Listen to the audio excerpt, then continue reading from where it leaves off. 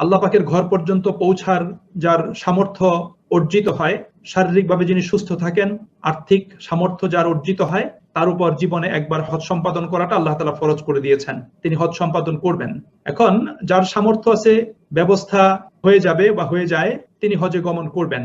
আর যদি কেউ হজে যেতে না পারে, তাহলে এই যুলহাজ্জা মাস আসার পরে হাদিসের আলোকে এবং ওলামায়ে কেরামদের পরামর্শ অনুযায়ী হজে যেতে না পারলেও হজ এবং হাজিদের সাথে মনের দিক থেকে একাত্ম হবে, হজের সাথে একাত্ম হয়ে যাবে এবং হাজিদের সাথে একাত্ম হবে। সেটা কিভাবে? হজের অনুষ্ঠানাদি এগুলো প্রত্যক্ষ করবে, দেখবে, এবং হজের অনুষ্ঠানাদি প্রত্যক্ষ করে নিজে আত্মিকভাবে হজের প্রাণ সত্তা অনুধাবনের জন্য চেষ্টা করবে।